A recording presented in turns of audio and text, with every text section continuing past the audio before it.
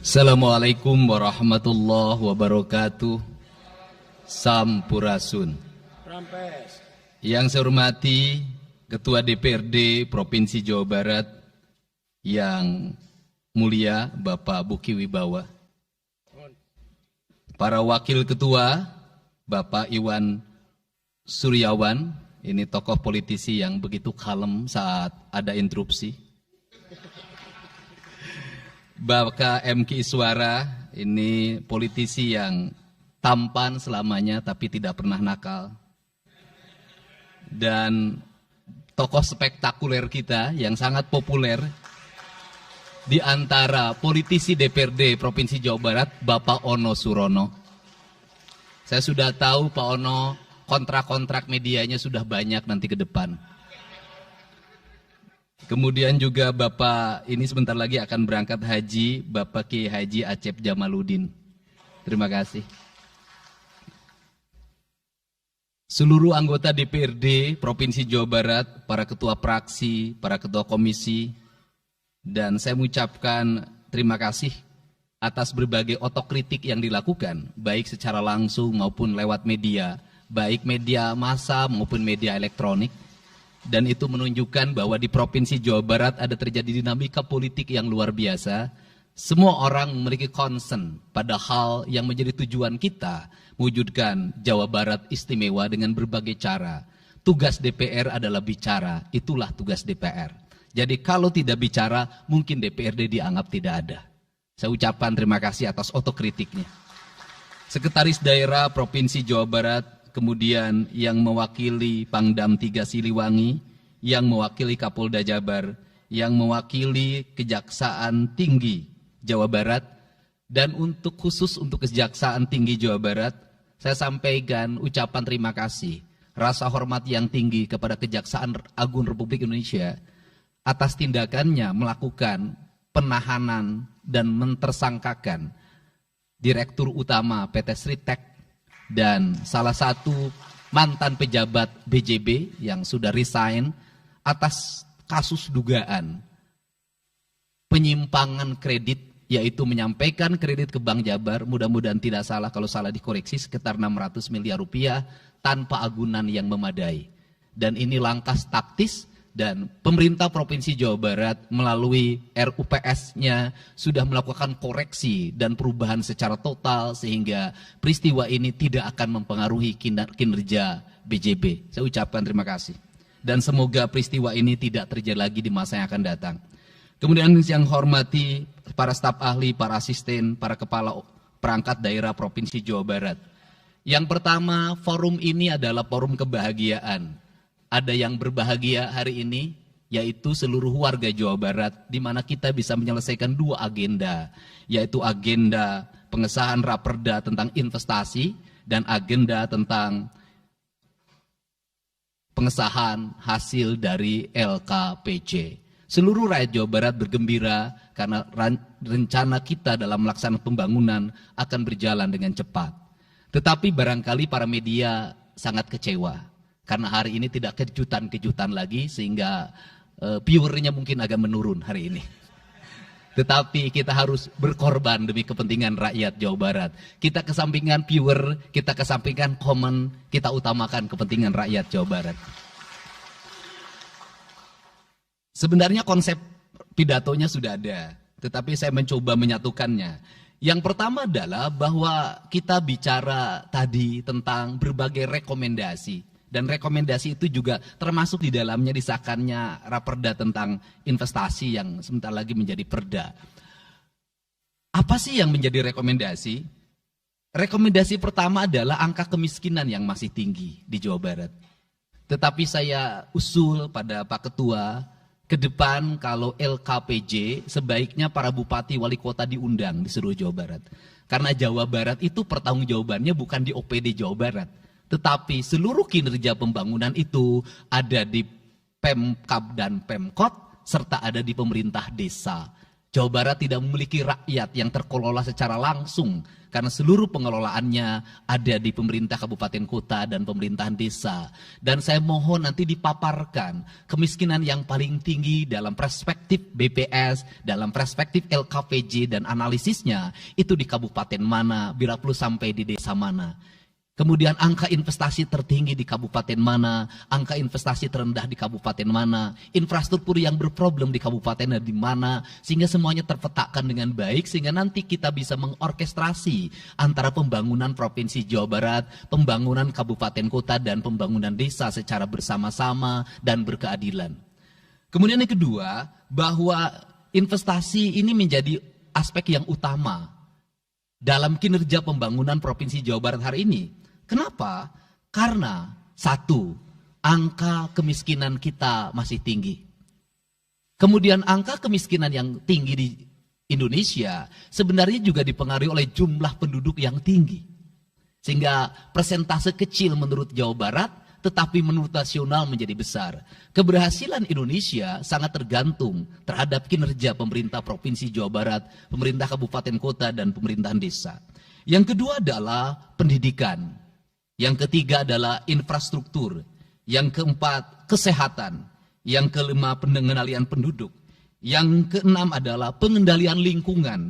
Kemudian yang ketujuh adalah belanja pemerintah yang masih besar. Belanja tidak langsungnya, yaitu belanja untuk kepentingan pegawai. Yang kedelapan adalah pengelolaan aset. Seluruh rangkaian yang menjadi rekomendasi ini adalah tugas kami untuk meneruskan rekomendasinya. Tetapi yakinlah bahwa apa yang kami lakukan selama ini, langkah-langkah yang seringkali kontroversi, langkah-langkah yang seringkali dianggap one man show, langkah-langkah yang seringkali dianggap terlalu sendiri dan terlalu konten, sesungguhnya adalah langkah-langkah menyelesaikan ini semua. Saya berikan contoh. Kalau saya melakukan operasi terhadap penutupan galian C, penutupan areal-areal pelanggaran terhadap lingkungan, kalau saya mengkoordinasikan terlebih dahulu dengan jajaran saya, bisa jadi operasi saya gagal. Kenapa? Karena begitu rapat, besoknya penambangnya sudah tahu apa yang akan kami lakukan. Sehingga kejutan-kejutan itu dilakukan untuk memberikan efek kejut. Dari efek kejut itu melahirkan viral. Dari viral itu melahirkan atensi. Yang pada akhirnya hari ini Jawa Barat seluruh penambangan liar bisa diselesaikan secara hukum. Dan Kapolda memberi atensi yang sangat tinggi. Hari ini Jaksa Agung memberikan perintah kepada Kejaksaan Tinggi untuk melakukan proses pidana bagi siapapun yang melakukan pelanggaran lingkungan dan memberikan kerugian bagi kepentingan masyarakat. Yang kedua, saya sampaikan juga mengenai bagaimana melakukan penanganan terhadap berbagai problem lingkungan yang terjadi, nilai tukar petani yang menurun, kemudian musibah bencana alam yang tidak berhenti. Perlu kami sampaikan bahwa Gubernur Jawa Barat sudah mengeluarkan peraturan gubernur yang melarang alih fungsi lahan, yaitu larangan alih fungsi hutan, larangan alih fungsi areal perkebunan, larangan alih fungsi sumber-sumber pengairan, larangan air fungsi daerah airan sungai, dan larangan alih fungsi pesawahan. Yang itu harus segera ditindaklanjuti oleh kabupaten kota dengan melakukan evaluasi tata ruang secara menyeluruh. Karena inilah jalan yang terbaik apabila kita ingin melakukan perubahan lingkungan di Jawa Barat. Kemudian, masih bicara kemiskinan hubungannya dengan pendidikan. Saya sampaikan bahwa problem kita saat ini, saat pemerintah menggratiskan sekolah sampai SMA, swasta masih bayar. Maka gratis itu tidak punya makna. Saya tadi di jalan itu bertemu dengan orangnya menangis di depan saya karena seragamnya tidak bisa terbayar. Saya katakan harga seragam berapa? 1,5 juta. Saya balik, jajan anak ibu berapa? Sehari 20.000. Apa sih yang terjadi? Yang harus diperbaiki bukan hanya pemerintah, tetapi juga masyarakat harus diperbaiki. Apa yang harus diperbaiki? Ke sekolahnya harus selalu gratis, tapi biaya konsumsi anaknya selalu diikuti. Apa artinya gratis? kalau bekal ke sekolah 50.000 per hari. Negara mengeluarkan biaya, tapi orang tua mengeluarkan biaya. Maka kami sudah mengeluarkan surat edaran. Yang surat edaran itu sesungguhnya sebagai upaya sistematik dan menyeluruh sampai tingkat pendidikan dasar, walaupun itu bukan kewenangan gubernur. Tetapi dari sisi surat edaran gubernur bisa dijadikan landasan bagi para bupati dan wali kota membuat surat edaran yang sama. Apa sesungguhnya yang menjadi alam pikiran saya? Alam pikiran saya, kemiskinan terjadi bukan hanya pada persoalan menurunnya pendapatan, tetapi kemiskinan terjadi yang paling besar adalah karena meningkatnya biaya hidup. Biaya hidup yang tinggi misalnya di sekolah, biaya studi tour, biaya perpisahan, biaya outing kelas, dan berbagai biaya wisudaan, itu adalah biaya yang tinggi dalam pendidikan. Untuk itu, apa yang dilakukan oleh orang tua ketika membelanjakan untuk kepentingan itu? Mereka pinjam bank emok, mereka pinjam bank keliling, mereka pinjam bank pinjol, mereka pinjam NBK, dan mereka pinjam bank Pancasila. Menghentikan ini sesungguhnya, saya lagi menghentikan mereka tradisi meminjam uang dalam keadaan terdesak pada para rentenir. Dan ini strategi untuk menurunkan kemiskinan. Kemudian yang berikutnya adalah perhatian ketika rakyat sakit. Maka pemerintah harus cepat hadir menangani. Kenapa? Karena orang bisa jatuh miskin ke dalam jurang yang lebih dalam. Manakala dia sakit tidak ada yang mengobati, BPJS-nya tidak mampu mengcover, biaya untuk ngontrak selama dirawat di Hasan Sadikin tidak punya, biaya untuk makan untuk keseharian tidak ada, sedangkan tulang punggungnya berhenti karena sakit. Ini juga menyebabkan kemiskinan. Kemudian yang berikutnya, kemiskinan terjadi karena rusaknya sumber daya alam, air yang hilang, sumber penghidupan yang hilang, sumber energi yang hilang, sumber protein yang hilang, sumber kalori yang hilang di lingkungan berupa kerusakan lingkungan, itu akan melahirkan kemiskinan. Maka alam yang tertata sesungguhnya adalah bagian dari upaya untuk menjaga kemiskinan. Kemudian yang berikutnya adalah belanja infrastruktur yang harus meningkat, dan itu di belanja sekarang kita sudah melihat. Itu adalah bagian dari menyelesaikan problem kemiskinan. Konektivitas infrastruktur sangat penting dalam menumbuhkan ekonomi, tetapi di balik itu kebudayaan rakyat tidak boleh berubah. Kenapa? Infrastruktur baik bisa jadi tanahnya dijual karena mahal, pada akhirnya menjadi miskin kembali. Infrastruktur harus seiring dan sejalan dengan kerangka berpikir publik yang mengerti akan hak atas tanah. Kemudian yang berikutnya adalah pengendalian penduduk. Booming penduduk di Jawa Barat relatif besar. Untuk itu harus dibuat berbagai upaya untuk menyelesaikan problem kependudukan. Saya berkali-kali bercerita bagaimana di Majalengka saya bertemu dengan sebuah keluarga yang tinggal di kontrakan, yang ayah dan ibunya tidur ketika jam 11 siang dan anak-anaknya berjualan di alun-alun. Jumlah anaknya 11, dan ketika saya berkunjung ke tempat kontrakannya sudah hamil lagi yang ke-12. Ini problem. Dan itu saya kemudian di Cirebon, saya berkunjung pada sebuah rumah yang listriknya baru dinyalakan lewat program Provinsi Jawa Barat. Rumahnya itu ternyata anaknya sudah 4. Padahal dia baru saja menyelesaikan rumah dari pinjaman senilai 25 juta. Dan itu pun belum selesai dan rumahnya 1 kamar. Ketika keluar dari rumah itu saya bertemu dengan seorang bapak yang meminta kepada saya untuk ber-KB. Anaknya sudah 7. Dia tak mau lagi untuk anak yang ke-8. Saya katakan bahwa jumlah anak sangat identik dengan problem kemiskinan. Betul, kemiskinan tidak akan bisa diselesaikan dengan hanya mengatur kelahiran, tetapi setidaknya pengaturan kelahiran adalah bagian dari untuk menekan angka kemiskinan. Dan yang terakhir adalah dari seluruh rangkaian ini adalah belanja pemerintah harus menjadi stimulus bagi kepentingan masyarakat. Maka jumlah-jumlah proyek harus terus segera digulirkan, digelontorkan menjadi kegiatan publik sehingga banyak orang yang kuli, banyak orang yang nyapu, banyak toko-toko yang buka, semen terjual, besi terbeli, dan kemudian regulasi ekonomi berjalan. Warung-warung bisa menjadi tempat para kuli siang hari makan siang. Dan ini adalah bagian dari strategi stimulus ekonomi yang digulirkan oleh pemerintah, itu memiliki sumbangsi terhadap 12% pertumbuhan. Dan yang terakhir adalah investasi. Investasi itu modalnya ada 3. Yang pertama adalah konektivitas infrastruktur, ketersediaan jaringan air bersih Kita jujur hari ini saya sampaikan ke DPRD, banyak perusahaan-perusahaan yang masih menggunakan air bawah tanah tapi tidak berizin. Bayar pajak tidak, jalan terus. Karena kalau dihentikan mereka pabriknya berhenti. Setelah itu apa? Mereka menjadi objek pemerasan beberapa pihak dalam setiap bulan karena dianggap melanggar perda. Tetapi kalau juga mereka dihentikan, maka pabrik itu berhenti. Dilema itu harus segera diselesaikan. Caranya bagaimana? Caranya adalah pemerintah provinsi melalui Bapeda hari ini harus segera merancang daerah-daerah yang menjadi kawasan industri harus dibangun fasilitas infrastruktur jaringan air bersih dalam bentuk investasi pemerintah sehingga nanti dikoreksikan dengan PAM-PAM atau PDAM di setiap kabupaten kota secara terkoneksi. Dan ini jalan bagi kita menyelamatkan lingkungan dan menorong pertumbuhan PDAM di setiap kabupaten kota.